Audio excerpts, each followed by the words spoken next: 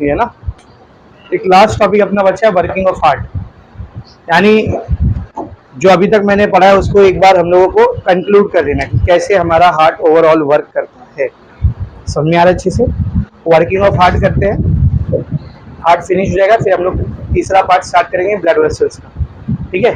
तो उसके बाद थोड़ी डिजीजेज वगैरह, ईसीजी और लिम्फेटिक सिस्टम चैप्टर फिनिश।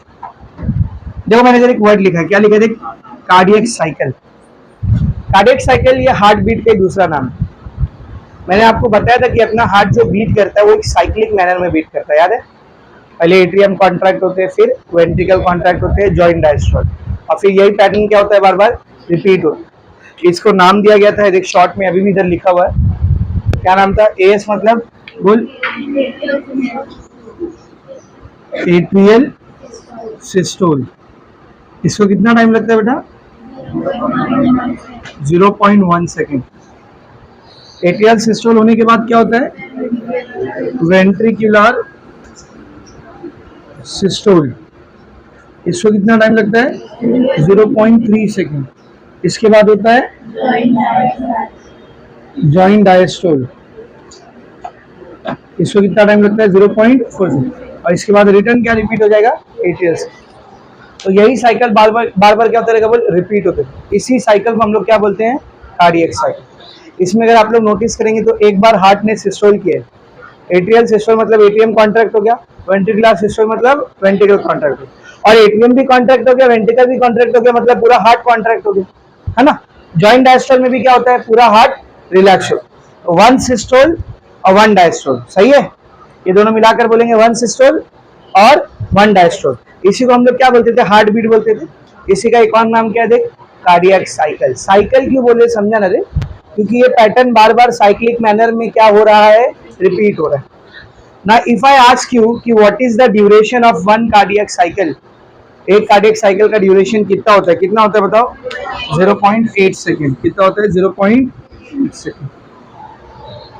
अच्छा, एट्रियल सिस्टोल के टाइम पर क्या होता है बता, ये जो दोनों एट्रियम है क्या करते हैं, कॉन्ट्रैक्ट करते हैं। वेंट्रिकुलर सिस्टोल के टाइम पर दोनों वेंट्रिकल कॉन्ट्रैक्ट करते हैं, और जॉइंट डायस्टोल के टाइम पर दोनों डायस्टोल, दोनों रिलैक्स करते हैं। अब मैं आपसे क्वेश्चन कर रहा हूँ, एक कार्डियक साइकिल कितने टाइम का होता है, 0.8 सेकेंड।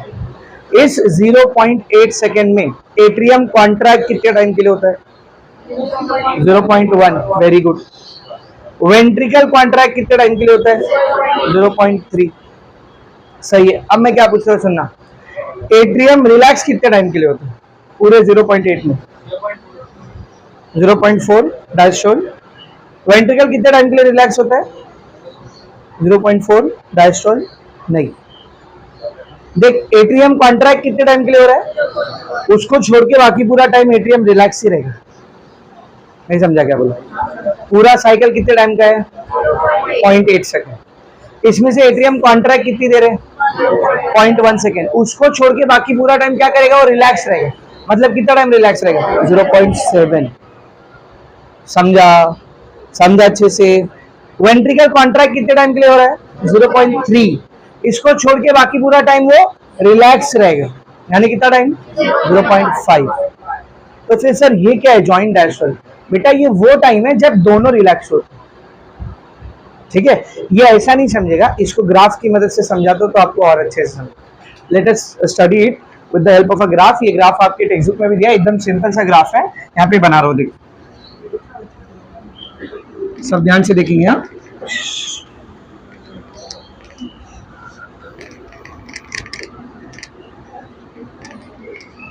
देखो यहाँ पर मैं टाइम ले रहा हूँ एक्स एक्सिस के ऊपर, बोर्ड पर देख रहे हैं सब लोग।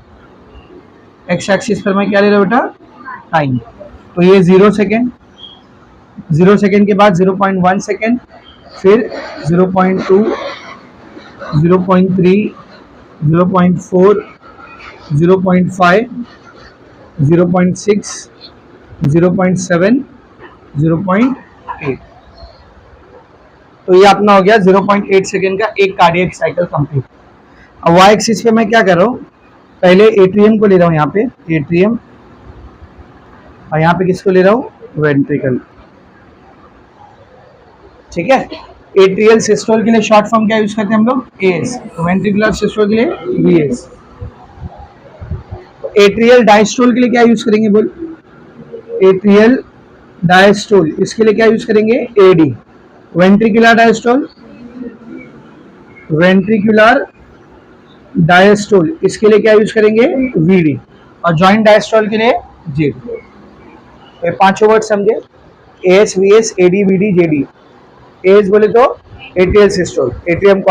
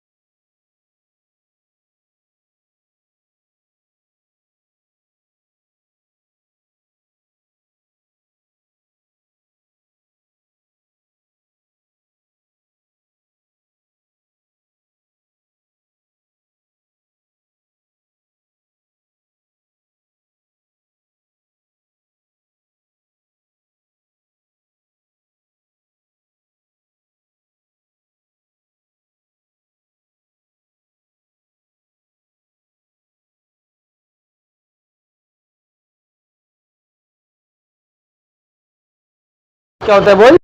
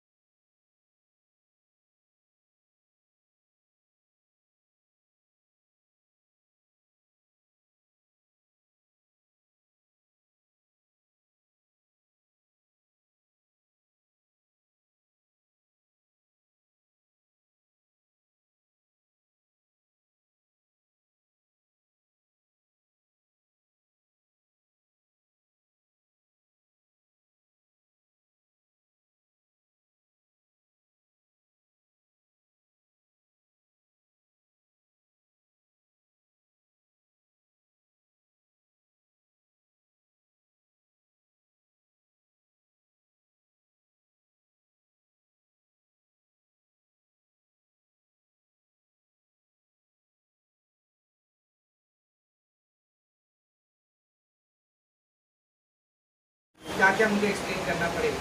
तो हम लोग ध्यान से देखेंगे वर्किंग ऑफ ह्यूमन हार्ट। उसमें आप सबसे पहले लिखेंगे one heart beat also known as cardiac cycle which is of 0.8 second involves atrial systole for 0.1 second, ventricular systole for 0.3 second and joint diastole for 0.4 second. ठीक है, फिर मैंने साइड में हेडिंग डाला atrial systole. During atrial systole both the atrium have received, दोनों atrium में क्या चुका है? Blood. Both the atrium have received blood. In the right atrium there is deoxygenated blood from superior inferior vena cava and coronary side. In the left atrium there is oxygenated blood from pulmonary vein. As these bloods are filled in the atrium, pressure is exerted on the SA node, due to which SA nodes generates the impulses or signals. These impulses are transferred to the entire atrial wall via cardiac muscles and hence atrium contract. Due to atrial contraction or atrial systole, the blood from both the atrium goes to the respective ventricles.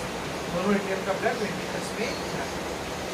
The blood from the right atrium cannot enter into the inferior vena cava and coronary sinus due to closure of eustachian and Levasian wall. ये पूरा समझा के हम next setting डालेंगे आप लोग ventricular systole. ठीक है? The signal generated by SA node reaches the AV node. AV node gets excited. It transfers the signal to bundle of his or Tawara branches. From here, the signals are transferred to Purkinje fiber into the myocardium or ventricles.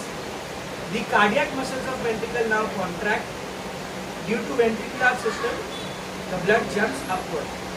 The blood from the ventricle cannot enter into the atrium due to closure of bicuspid and tricuspid wall, and at this time we hear a sound of love.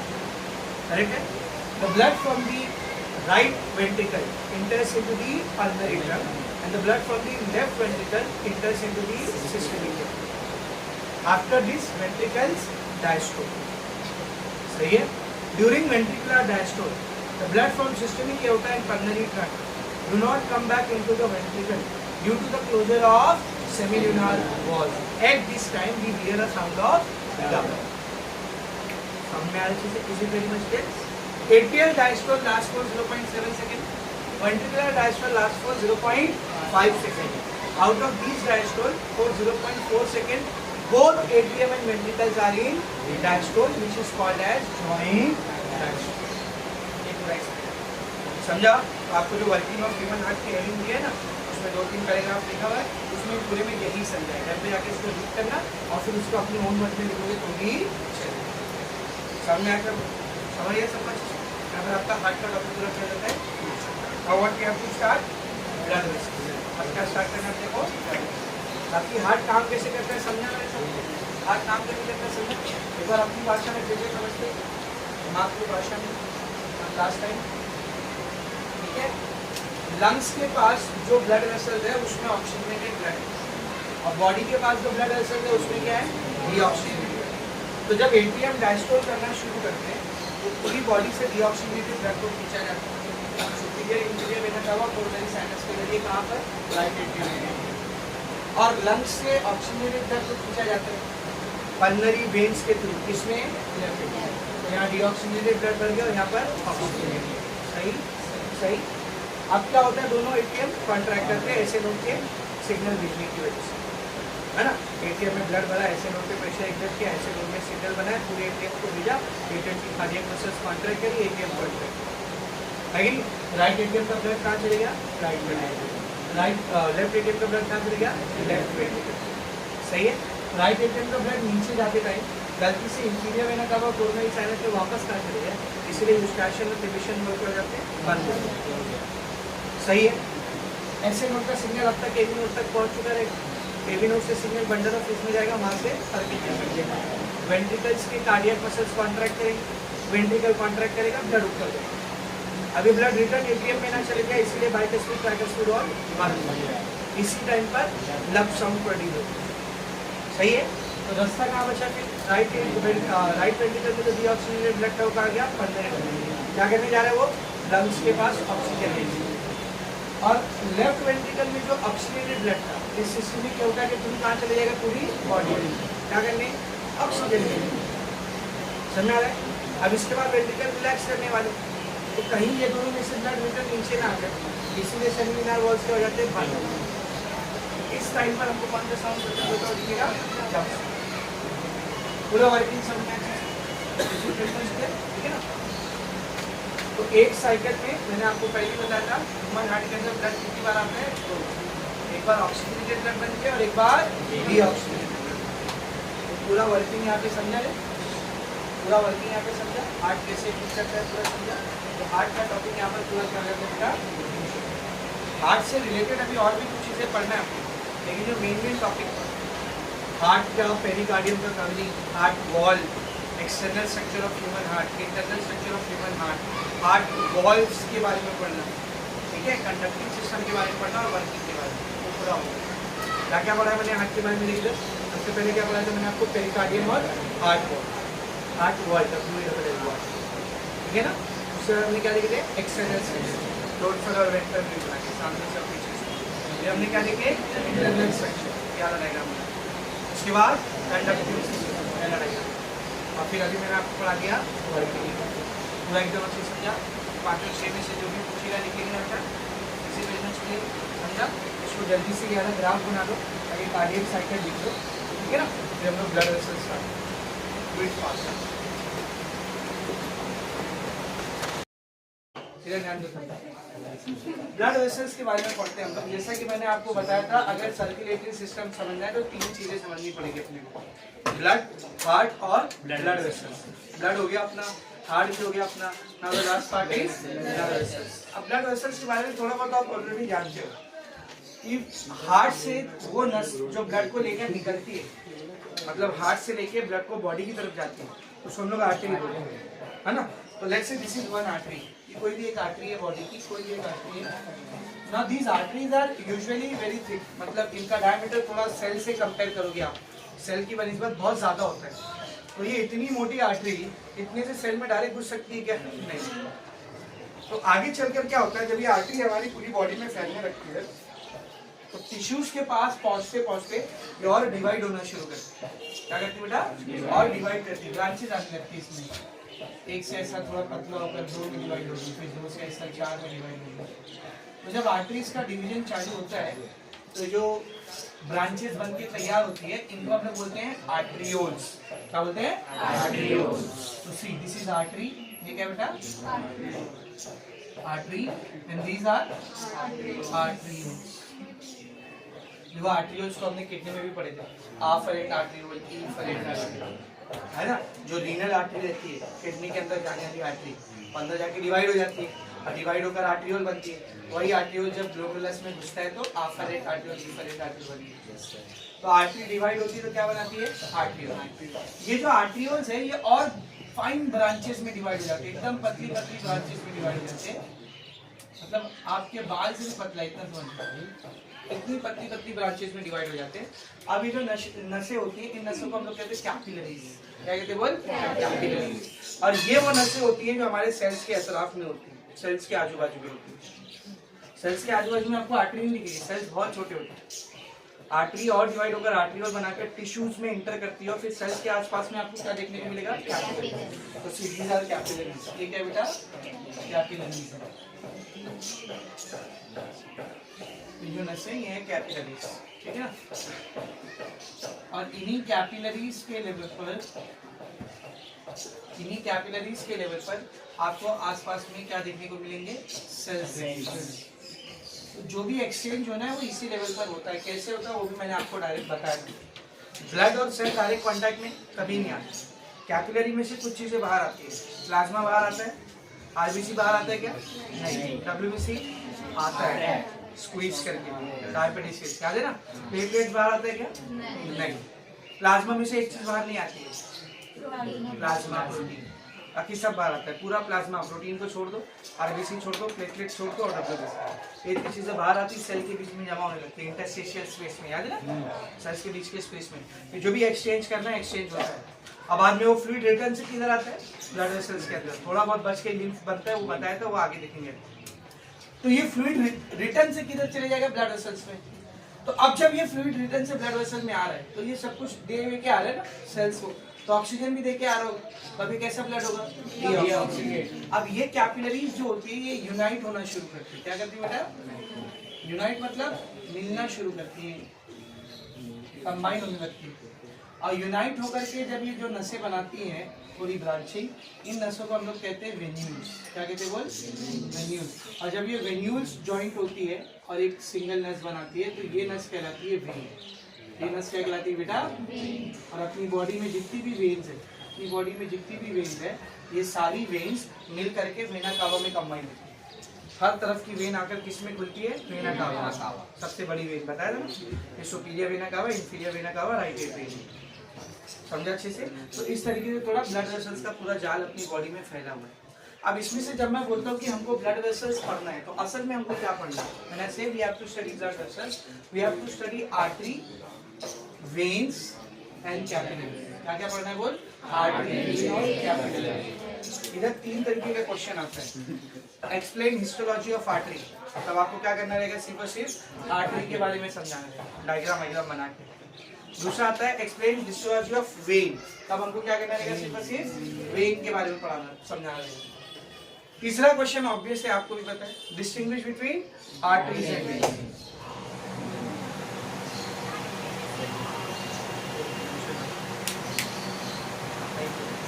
ठीक है, तो 3 question है इधर, arteries का structure, veins का structure, distinguish between artery and when, ये 3 question इधर आते हैं, समझा में। और फिर एक चौथा क्वेश्चन है छोटा सा, explain the structure of capillary. Blood vessel से 4 चीजें आपको अच्छे से पढ़नी है। तो पहले हम लोग आर्टरी और वेन का स्ट्रक्चर कंबाइन करके एक साथ कंपेयर करके पढ़ते हैं। तो मैं क्या करूँगा, मेरा ध्यान से देखना, दोनों का डायग्राम बना रहा हूँ। अब डायग्राम कैसा बना रहे सर हम लोग, PS कैसा डायग्राम बना रहे, कि आर्टरी है, ये आर्टरी है, उसको मैंने ऐसा आला काटा है, ऐसा काट के आर्टरी है, फिर आर्टरी, इसको ऐसा काट दिया, ऐसा करके ये स्ट्रक्चर, ये चीज का डायग्राम बना, आर्टरी का भी और वेन का, दोनों का स्ट्रक्चर बना दे। ये मैंने बनाया आर्टरी के लिए, ये वेन के लिए, आर्टरी के लिए वेन। अब चाहे आर्टरी हो चाहे वेन, जब आप उसकी हिस्टोलॉजी देखोगे, हिस्टोलॉजी समझते हैं ना, अंदर के सेल्स और टिश्यू के बारे में पढ़ना, अंदर क्या क्या सेल है, क्या क्या टिश्यू। जब आप इसकी हिस्टोलॉजी देखोगे ना, तो चाहे आर्टरी हो चाहे वेन हो, इसकी जो वॉल है, वॉल वो आपको 3 लेयर में निकलेगी। वॉल में कितने लेयर रहेंगे, 3। आपके बीच में खाली जगह रहेगी जिसमें से ब्लड रहता है, खाली जगह को क्या बोलते हैं लोग, ल्यूमेन। तो वॉल और ल्यूमेन 2 चीज दिखाना है, क्या क्या, वॉल और ल्यूमेन। तो चाहे आर्टरी हो, ये आर्टरी है,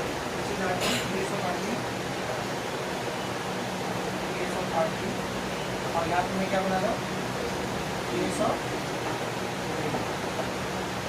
तो दोनों की हिस्टोलॉजी जब आप देखोगे तो आपको यहाँ पर 3 लेयर दिखेंगे दोनों की वॉल में। सबसे बाहर का जो लेयर होता है इसका नाम होता है ट्यूनिका एक्सटर्ना। क्या नाम होता है, ट्यूनिका एक्सटर्ना।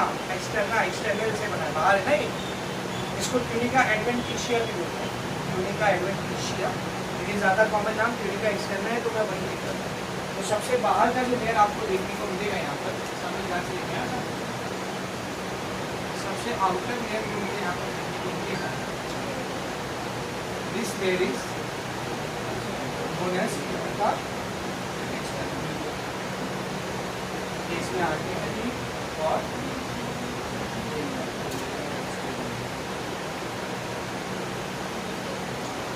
सर ये लेयर बना हुआ किसका होता है, तो बेटा this is made up of collagen fibre, fibre का बना है। किसका बना है बोल, फाइबर से। मैंने बताया था फाइबर का लेयर आ गया मतलब, फाइबर का लेयर आ गया मतलब टफ है, कोलाजन फाइबर का है तो टफ है, इलास्टिन फाइबर का रहेगा तो इलास्टिक। तो इसमें कोलाजन फाइबर भरे हुए होते हैं, ठीक है ना, व्हाइट फाइबर, कोलाजन फाइबर इसमें भरे हुए होते हैं, जिसकी वजह से लेयर कैसा होता है, थोड़ा टफ होता है।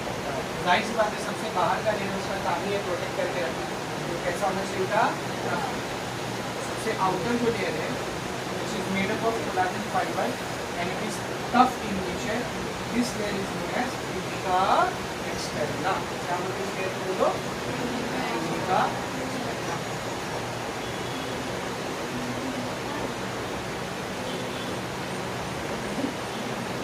न्यूक्लियस होते हैं, ट्यूनिका एक्सटर्नल, समझा। अभी आते सेकेंड लेयर को, सेकेंड लेयर कहलाता है ट्यूनिका मीडिया।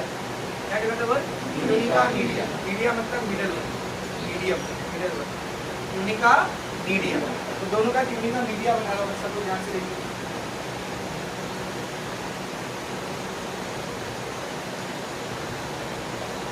इसका आरटी का ट्यूनिका मीडिया, तुम लोग परफेक्ट सर्कल बनाना, ठीक है। और ये वेन्स का ट्यूनिका मीडिया, देखा कुछ फर्क? क्या? इसका ट्यूनिका मीडिया थिक होता है और इसका tunica media thin. So the main difference between RT, इसका ट्यूनिका मीडिया थिक होता है, इसका ट्यूनिका मीडिया थिन होता है। अब सर जैसे ट्यूनिका एक्सटर्नल फाइबर से बना है, ट्यूनिका मीडिया किससे बना है? It is made up of smooth muscles. किससे बना हुआ है? बस मतलब मस्कुलर है, मसल से बना हुआ है। किससे बना हुआ है? मसल से। स्मूथ मसल और इलास्टिक फाइबर, दो चीजों से बना हुआ है। स्मूथ मसल्स और इलास्टिक फाइबर, यानी इसके अंदर क्या रहेगी? इलास्टिसिटी। क्या रहेगी? वो इलास्टिसिटी, ठीक है ना। तो ये स्मूथ मसल से बना हुआ है।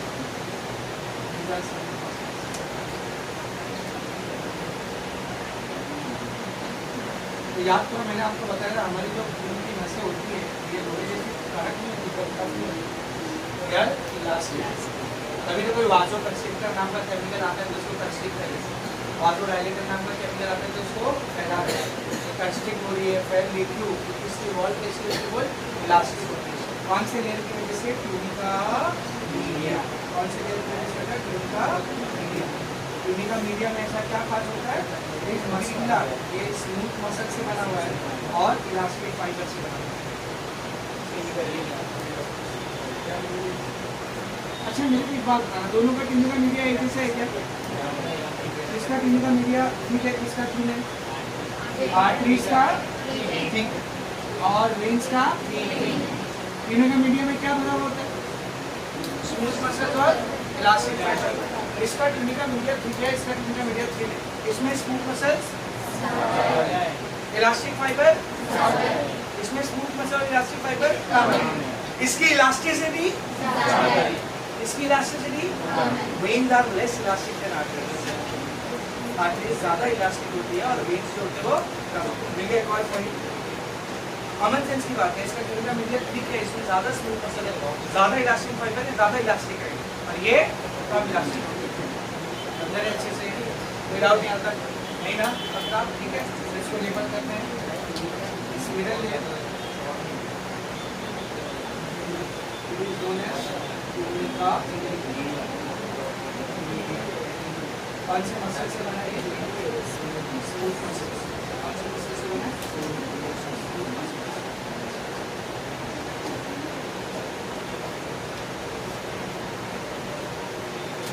एकदम अच्छे से समझा बेटा सबको। अभी आते तीसरे लेयर की तरफ है। तीसरा लेयर जो होता है वो कहलाता है ट्यूनिका इंटरना। क्या कहलाता है? बोल, ट्यूनिका इंटरना। ये भी पतला होता है। ये किसका बना होता है?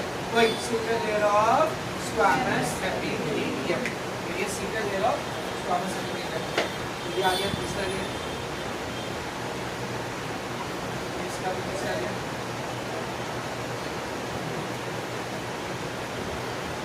ठीक है, इसका बना हुआ है बोलिए single layer of squamous epithelium.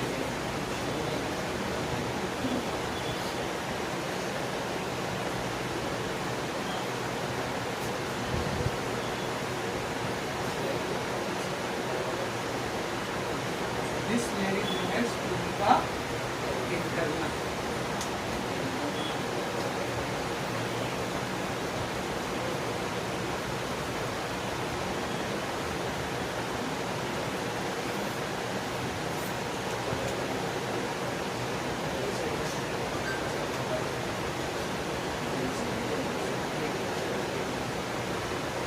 चल ध्यान से, स्क्वामस एपिथेलियम का बना हुआ ये वाला जो है तीसरा, इस लेयर इज ट्यूनिका इंटरना।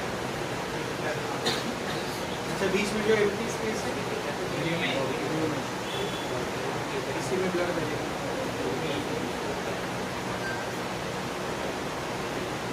ठीक है। अच्छा एक चीज़ मैं आपको और बता दूँ, ये जो स्क्वामस एपिथेलियम यहाँ पे होता है ना, नॉर्मल स्क्वामस एपिथेलियम नहीं, ये कैसिलेटेड स्क्वामस एपिथेलियम है। कौन सा?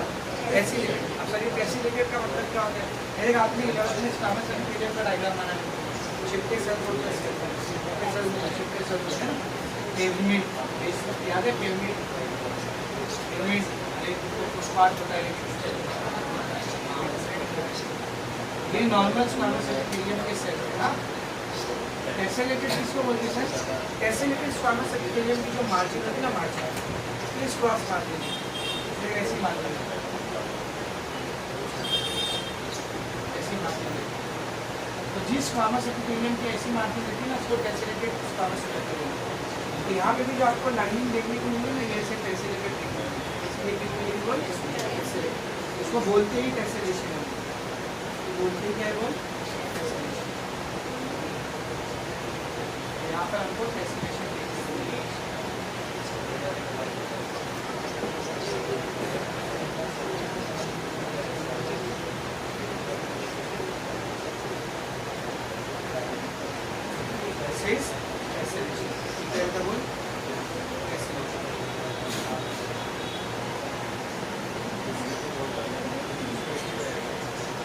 अच्छा हार्ट के अंदर, हार्ट वॉल में मौजूद हार्ट क्या काम है उनका? ब्लड के बैक फ्लो को रोकना। उसी तरह वॉल्स प्रेजेंट होते हैं वेन्स के अंदर, इसके अंदर आर्टरी में वॉल्स रहते क्या? इसमें रहते कौन? वेन्स। क्यों रहते हैं? वही सेम काम के, कौन सा सेम काम? बैक फ्लो ऑफ ब्लड को रोकने के, प्रिवेंट करने, बैक फ्लो ऑफ ब्लड को प्रिवेंट करने। अक्सर वेन में बैक फ्लो ऑफ ब्लड को समझा नहीं क्या बोल। तो यहाँ पर आपका डायग्राम खत्म होता है, टीएस ऑफ आर्टरी और टीएस ऑफ वेन्स। अच्छा सिर्फ आर्टरी पूछा तो एक्सप्लेन है, इसके बाद जो आर्टरी डिटेल होता है उसको ठीक करके बताएंगे। तो आप क्या करेंगे? सिर्फ ये वाला डायग्राम आर्टरी, और सिर्फ वेन पूछा तो कभी कभी क्वेश्चन आता है थोड़ा सा TS of artery at vein, बस खाली ड्राइव करना है, सिर्फ बना लेंगे। तब क्या करेंगे? दोनों डायग्राम ऐसा बना लेंगे, समझा अच्छे से। आप कुछ बेसिक बातें आर्टरी और वेन की और जो आपको समझ में आना चाहिए वो भी समझाता हूँ मैं आपको, सब लोग ऊपर देखेंगे। पहले बात करते हैं आर्टरी। आर्टरी वो नस होती है जो ब्लड से कहाँ कैरी करेगी, सब कहाँ से कहाँ? हार्ट से बॉडी से, बॉडी की तरफ। और वेन्स कौन सी नस होती है जो ब्लड को बॉडी से लेकर हार्ट की तरफ आती है। अच्छा ज़्यादातर आर्टरी में कौन सा खून रहता है? ऑक्सीजन। सिर्फ एक आर्टरी को छोड़, पल्मोनरी आर्टरी, पल्मोनरी आर्टरी याद क्या ना, हार्ट में जो पल्मोनरी आर्टरी होती है जो राइट वेंट्रिकल से निकलती है, ये भी आर्टरी है ना जिससे हार्ट से ब्लड को लेके जा रही है, पर ये कौन सी साइड से निकल रही है? राइट साइड से। कौन सा ब्लड लेके आएगी? तो बॉडी की सारी आर्टरी जो कि सिस्टमिक एओर्टा से बनती है ना, जितनी भी आर्टरी हो, आर्टरी किससे बनती है बेटा? सिस्टमिक एओर्टा से। तो सारी की सारी आर्टरी में ऑक्सीजनेटेड ब्लड रहेगा, सिवाय एक आर्टरी की। कौन सी आर्टरी? Pulmonary artery. अच्छा वेन्स में ज़्यादातर कौन सा ब्लड होता है? डीऑक्सीजनेटेड। क्योंकि वेन्स किससे आके मिलती है? वेन्स किससे आके मिलती है? वेना कवा से, वेना कवा से आके मिलती है बॉडी में से, यानी डीऑक्सीजनेटेड ब्लड लेके आ रही थी ना। लेकिन जो पल्मोनरी वेन्स रहती है चार, ये लंग्स से आ रही होती है ना, तो कैसा ब्लड लेके आती है? ऑक्सीजनेटेड। तो बॉडी की सारी आर्टरी में ऑक्सीजनेटेड ब्लड रहता है सिवाय पल्मोनरी आर्टरी। बॉडी की सारी वेन्स में डीऑक्सीजनेटेड ब्लड होता है सिवाय पल्मोनरी। तो पल्मोनरी आर्टरी और पल्मोनरी वेन के लिए उल्टा है, बाकी सब के लिए सेम। सारी आर्टरी में ऑक्सीजनेटेड ब्लड, पल्मोनरी आर्टरी में डीऑक्सीजनेटेड। सारे वेन्स में डीऑक्सीजनेटेड ब्लड, पल्मोनरी वेन में ऑक्सीजनेटेड। कितना समझा? अभी बात करते बेटा पोजीशन। तो जो वेन्स होती है ना, वेन्स ये बॉडी में सुपरफिशियल होती है। कैसे होती है? सुपरफिशियल मतलब ऊपर की तरफ, ऊपर की तरफ होती है, ज़्यादा अंदर नहीं होती। तो ऊपर आपको जितनी भी नसें दिखती है ना, ये जितनी भी नसें, ये सब क्या कहलाती है? वेन्स है। ये आपने बिल्डर लोग को देखा रहेगा, लोग बॉडी बिल्डिंग करके अपनी नसों को फुलाते हैं, क्या बोलते हैं? लिफ्ट वेरी वेन्स, वेन्स बोलते हैं ना उन लोग। समझ गया? तुम बोलते क्योंकि जो ऊपर आपको नसें दिखती है, सर कौन सी नसें? वेन्स। क्योंकि बॉडी में कौन सी नसें ऊपर की तरफ सिचुएटेड है? वेन्स। तो सर आर्टरी किधर होती है यार? डीपली सिचुएटेड, बॉडी में अंदर की तरफ सिचुएटेड होती है, अंदर सिचुएटेड होती है। तो वेन्स कैसी सिचुएटेड होती है? सुपरफिशियल, ऊपर की तरफ। और आर्टरीज डीपली सिचुएटेड होती है अंदर की तरफ, सिवाय चंद आर्टरीज, कुछ आर्टरीज को छोड़कर, कुछ आर्टरीज को छोड़कर। कुछ आर्टरीज ऐसी है जो बॉडी में ऊपर सिचुएटेड है, सुपरफिशियल, बाकी सारी आर्टरीज किधर है, अंदर। और यही वो आर्टरीज है जहाँ से अपने को पल्स फील होती है। देखिए यहाँ पे अंगूठे के नीचे, यहाँ पे ऐसा थोड़ा आप उंगली रख करके ऐसा दबाएंगे तो आपको पल्स फील होगा। तो ये असल में एक आर्टरी है यहाँ, इस आर्टरी को रेडियल आर्टरी बोलते हैं। क्या बोलते हैं बोल, रेडियल आर्टरी। यहाँ पे भी एक आर्टरी होगी ऊपर की तरफ, यहाँ पे एक नस रहती है ना, उसको भी छुएंगे तो अपने को पल्स हल्का हल्का फील होगा, इसको ब्रेशियल आर्टरी बोलते हैं। इसको ब्रेशियल आर्टरी, यहाँ पे भी एक आर्टरी है। कभी कभी सर्दी में जाओ तो बहुत तेज तड़कती है, इधर पे पल्स फील होता है, इसको टेम्पोरल आर्टरी बोलते हैं। टेम्पोरल आर्टरी, यहाँ पे फेशियल आर्टरी रहती है, यहाँ पे कैरोटिड आर्टरी रहती है, यहाँ पे कैरोटिड आर्टरी रहती है, यहाँ पे ब्रेशियल आर्टरी रहती है, यहाँ पे रेडियल आर्टरी रहती है। फिर पैर की तरफ जाएंगे तो उधर पे बहुत सारी आर्टरी। अभी जब पल्स पड़ा हो ना तो इन आर्टरीज के बारे में फिर से बताएंगे, लेकिन आपको पता होना चाहिए ज़्यादातर आर्टरीज इधर डीपली सिचुएटेड, कुछ को छोड़, कुछ आर्टरीज ऐसी होती है कहाँ होती है बोल, सुपरफिशियल। समझा अच्छे से, ज़्यादा इलास्टिक वाली आर्टरी होती है। यही वजह कि आपको पल्स आर्टरी में फील होता है, वेन में नहीं। चलो अभी समझाते हैं, पहले बात करते हैं प्रेशर। इधर वेन्स का ल्यूमेन कैसा है, ज़्यादा, तो इसमें बहने वाले ब्लड का प्रेशर क्या रहेगा, कम। जितना छोटा पाइप रहेगा अंदर बहने वाला फ्लूइड उसके हाई प्रेशर से, जितना मोटा पाइप रहेगा प्रेशर क्या रहेगा, कम। हाई वॉल्यूम ज़्यादा, प्रेशर कम, वॉल्यूम कम, प्रेशर ज़्यादा। तो वेन्स का ल्यूमेन बड़ा होता है तो इसमें ब्लड का प्रेशर कैसा होता है, लो, और आर्टरीज का ल्यूमेन नैरो होता है तो इसमें ब्लड का प्रेशर कैसा होता है, हाई। तो वेन्स और आर्टरी में अगर आप कंपेयर करोगे तो कौन सी नसों में ब्लड ज़्यादा प्रेशर से बहता है, आर्टरीज। इसीलिए तो अल्लाह ताला ने वेन्स को सुपरफिशियल रखा है। अगर थोड़ी बहुत वेन्स को कट भी लग गया तो हार्ट पे उतना इफेक्ट नहीं पड़ेगा क्योंकि उसमें ब्लड वैसे भी लो प्रेशर से बह रहा है। लेकिन अगर कोई आर्टरी कट गई तो, अगर कोई आर्टरी कट गई तो हार्ट तक इफेक्ट पड़ेगा क्योंकि आर्टरीज में ब्लड हाई प्रेशर से बहता है, वो कटेगी तो ब्लड प्रेशर काफ़ी ड्रॉप हो जाएगा और इवन ब्लड लॉस भी बहुत हैवी होगा, बहुत ज़्यादा होगा। इसलिए आर्टरीज के कटने से अगर फॉरन मेडिकल अटेंशन नहीं दिया तो सामने की जान हो जाएगी। अच्छा में देखे ना सुसाइड करने है ना, इधर नहीं काट, इधर काटो तो कुछ नहीं होगा, यहाँ काट के क्यों काटा बोले मेरे को मारने का, तो उसको ऐसे इंसान को बिठा के समझाने का, बेटा तेरे को मारने का सही नहीं, यहाँ काट, यहाँ रहती रेडियल आर्टरी, इधर से नहीं हो रहा तो यहाँ काट, इधर रहती है कैरोटिड, वहाँ से नहीं हो रहा तो यहाँ पे काट के, यहाँ पे पॉकेटियर होती है। मैं तेरे को बताता तब किधर किधर आर्टरी रहती है, इधर काट, मजाक मस्ती से आती, ठीक है ना, उन्हें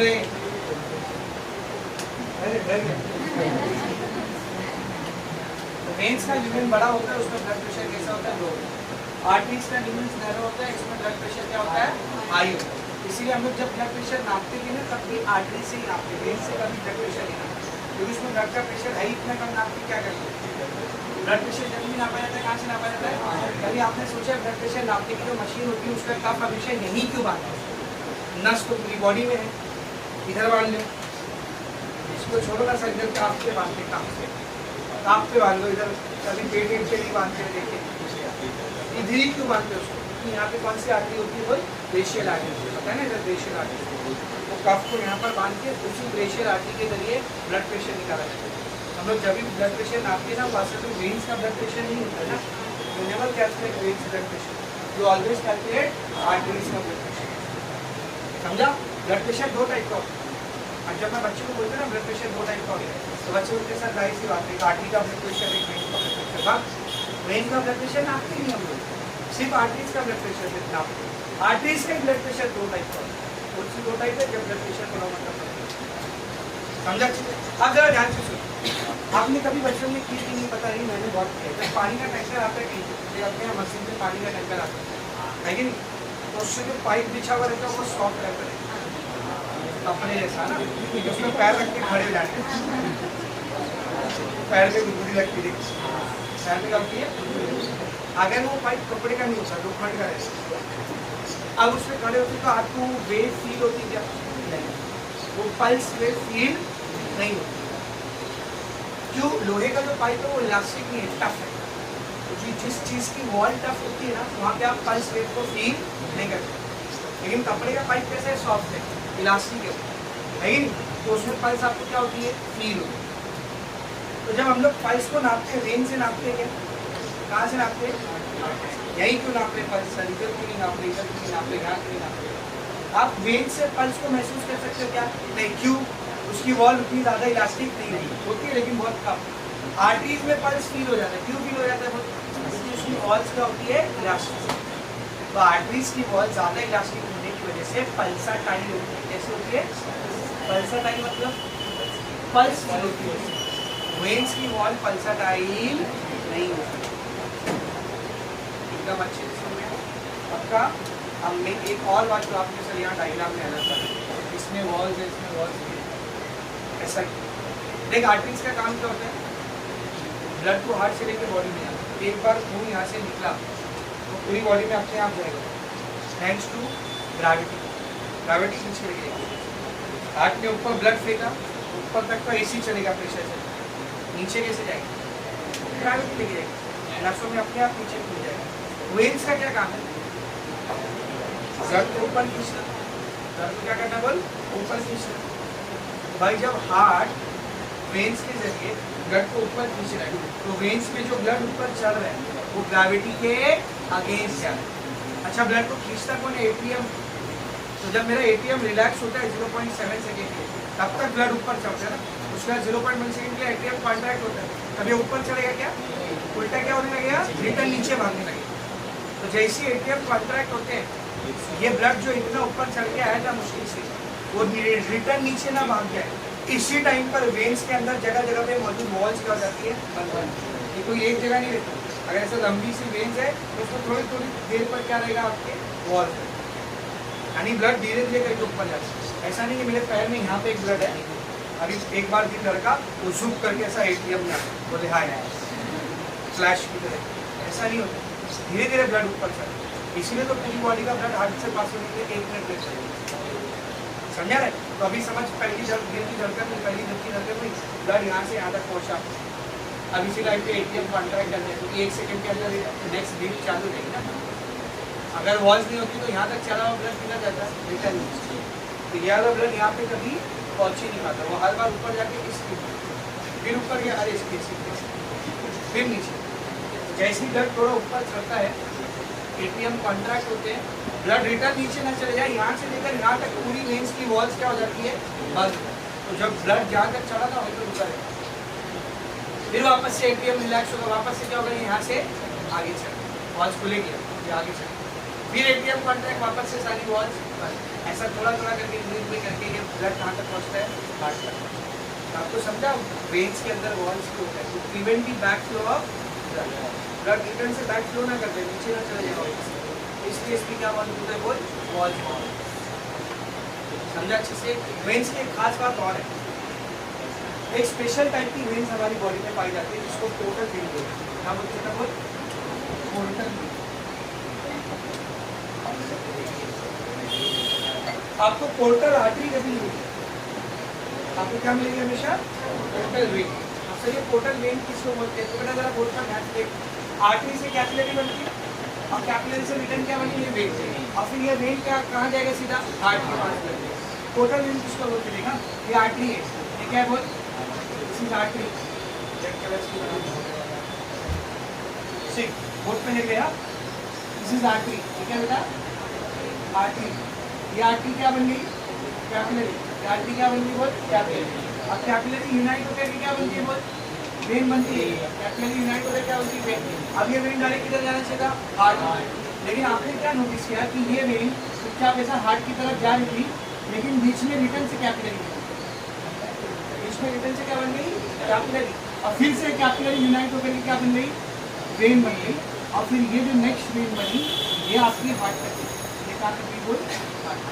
तो सर ये आर्टरी है, ये वेन है जो हार्ट की तरफ जा रही है, ये क्या है, जो दो कैपिलरीज के बीच में है। तो ऐसी नस जो दो कैपिलरीज के बीच में होती है, उसको हम लोग पोर्टल वेन, क्या बोलते हैं उसको, बोल, ये कहलाती है, बोल। सर इसका काम क्या होता है, उसका नाम ही उसका काम बता रहा है, पोर्टल का काम करती है। किसका काम करती है, पोर्टल का। वो देख वो कौन सा हीरो है वो ऐसा करके पोर्टल खोलता है डॉक्टर स्ट्रेंज, ऐसा करके क्या करता है वो पोर्टल ओपन करता है। उसमें जो बंदा इंटर हुआ कहाँ पहुँचता है किसी दूसरी जगह में। तो पोर्टल एक ऐसी चीज़ को बोलती है जो कहीं से कुछ उठाए और किसी दूसरी जगह पहुँचा दे। लड़की लोग को नहीं समझा तो डोरेमोन का एनिमेट होते वो भी क्या है पोर्टल है, वो भी क्या बोल पोर्टल है, उसका आपने खोला एक जगह से दूसरी जगह पहुँच गया। उसी का एडवांस वर्जन डॉक्टर स्ट्रेंज जैसा घुमा के बना समझा रहे। पोर्टल किसको बोलते समझा रहे, इसके जरिए आप कहीं से कहीं पहुँच जाओ, सही है। तो ये पोर्टल वेन क्या करती है, मानो कोई ऐसा केमिकल जो बॉडी में इस जगह पर मौजूद था लेकिन उसको मुझे पहुंचाना यहाँ पर था, तो पोर्टल वेन उसको पहुंचाने का काम करेगा। यहाँ से कैपिलरी से ये केमिकल ब्लड में आएगा, वेन्स के थ्रू यहाँ तक जाएगा और फिर ये कैपिलरी से इसको बोलते हैं पोर्टल वेन। अब ऐसी कई सारी पोर्टल वेन हमारी बॉडी में पाई जाती है, जैसे 2-3 एग्जाम्पल मैं आपको देता हूँ। एक है हेपाटिक पोर्टल वेन, कौन सी पोर्टल वेन बोल hepatic portal vein. Hepatic word जब भी आ रहा है ना समझ जाने का लीवर से ले लेते हैं, HEPT हेप वर्ड लीवर में आता है। तो लीवर के पास ऐसी पोर्टल वेन होती है, लाइक अगर आपका ये लीवर है लीवर, ये इंटेस्टाइन वगैरह, तो यहाँ पर कैपिलरीज होती है, यहाँ पर कैपिलरीज होती है, ऐसा फिर एक वेन बनती है, रिटर्न यहाँ पर कैपिलरी बनती है और फिर वेन बन के हार्ट के पास जाती है। तो ये वाली नस को दो कैपिलरी के बीच में ना इसका नाम करेंगे पोर्टल। यहाँ से कुछ उठाएंगे इंटेस्टाइन से लीवर को पहुँचाएंगे, उसको फिर हेपाटिक को लेते हैं। एक और पोर्टल वेन मैं आपको एग्जाम्पल देता हूँ जिसके बाद वाले चैप्टर में बहुत अच्छे से पढ़ेंगे, ठीक है ना। इस पोर्टल वेन का नाम है हाइपोफिजियल पोर्टल वेन। क्या नाम बोल hypophyseal portal vein. Hypophyseal word आया हाइपोफिसिस से, हाइपोफिजियल वर्ड किससे आया हाइपोफिसिस से। अब सर ये हाइपोफिसिस क्या होता है, हमारे ब्रेन के अंदर एक छोटा सा ग्लैंड है, उस ग्लैंड का नाम है पिट्यूटरी ग्लैंड। क्या नाम है बोल, नाम सुनेंगे आप पिट्यूटरी ग्लैंड, दिमाग के अंदर दूसरा ग्लैंड है, क्या नाम है उसका पिट्यूटरी ग्लैंड। सारे ग्लैंड्स का मास्टर है, सारे ग्लैंड्स को उसके अंदर कंट्रोल किया है। आपके थाइमस को थायराइड को, किडनी के ऊपर मौजूद एड्रेनल ग्लैंड को, बॉयज में टेस्टिस को, फीमेल में ओवरीज को, इन सारे ग्लैंड्स को कौन कंट्रोल करता है, ब्रेन में मौजूद पिट्यूटरी ग्लैंड। उसी पिट्यूटरी ग्लैंड का एक और नाम है हाइपोफिसिस। उसी पिट्यूटरी ग्लैंड का एक और नाम है बोल हाइपोफिसिस। तो जब आप पिट्यूटरी ग्लैंड का डायग्राम देखोगे बेटा तो उसके दो लोब्स होते हैं, कितने लोग होते हैं उसके दो, ऐसा दो लोग पिट्यूटरी ग्लैंड के अंदर, समझ रहे। अब इस पिट्यूटरी ग्लैंड को केमिकल आता है इसके ऊपर वाली स्ट्रक्चर, इसके ऊपर का जो स्ट्रक्चर रहता है इसको हाइपोथैलेमस बोलते हैं। ऐसा ब्रेन के अंदर का स्ट्रक्चर है, इसके अंदर का स्ट्रक्चर जब ब्रेन पड़ा होगा तो दूसरे तो ये इसके ऊपर का स्ट्रक्चर क्या कहते हैं बोल हाइपोथैलेमस। अब यारे लोग का एकदम सॉर्टेड है, यहाँ से केमिकल बना यारे लोग में आ गया खत्म, और यारे लोग के साथ धोखा हो गया क्योंकि इसका हाइपोथैलेमस के साथ डायरेक्ट कनेक्शन है। तो यहाँ पर काम कौन करता है फिर पोर्टल हो जाएगा। इधर एक कैपिलरी होती है, यहाँ पे ऐसा वेन रहती है, ये वेन इधर आके फिर से कैपिलरी बनती है और फिर यहाँ से ऐसा वेन अब ये जाएगी हार्ट में। तो देख हाइपोथैलेमस यहाँ से अपना केमिकल इस कैपिलरी में ऐड करेगा, फिर ये केमिकल वेन से होता हुआ यहाँ पर पहुँचेगा कैपिलरी में और फिर ये कैपिलरी से यानी लोब में आ जाएगा केमिकल। तो ये वाली जो वेन है कौन सी वेन है पोर्टल वेन। इसी वेन का नाम क्या है बोल हाइपोफिजियल पोर्टल वेन, ग्लैंड के पास पाई जाती है। दो एग्जाम्पल दे दिया मैंने आपको पोर्टल वेन, एक हेपाटिक पोर्टल वेन और एक हाइपोफिजियल। ऐसी कोई पोर्टल आर्टरी मिलेगी क्या आपको, तो यहाँ पर आपका आर्टरियल वेन का टॉपिक क्या हो गया फिनिश। आर्टरियल वेन का टॉपिक क्या हो गया फिनिश। आप दोनों का डिस्टिंग्विश देखो, आपको हेल्प करेंगे यहाँ पे distinguish between arteries and veins. 4 marks तक के लिए भी आ सकते हैं क्वेश्चन, इतने सारे पॉइंट्स हैं आपके पास। एक पॉइंट लिखो एक मार्क्स लिखो, एक पॉइंट लिखो एक मार्क्स लिखो। इधर इधर आर्टरी वेन बोल पहला पॉइंट जल्दी बोल। पहले पॉइंट में हमेशा डेफिनेशन लिखिएगा। बोल आर्टरी कौन सी नस होती है जो ब्लड को हार्ट से बॉडी में करती है, carries blood from heart towards body. It carries blood from heart towards body. यहाँ पर क्या आएगा बोल, carries blood from body towards heart, पूरा ही निकलेगा।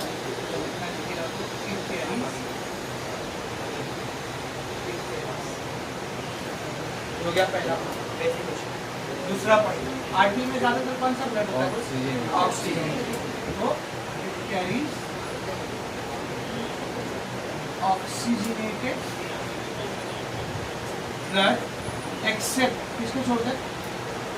Accept pulmonary artery. Pulmonary artery में ऑक्सीजनेटेड ब्लड नहीं होता, ये ऑक्सीजन।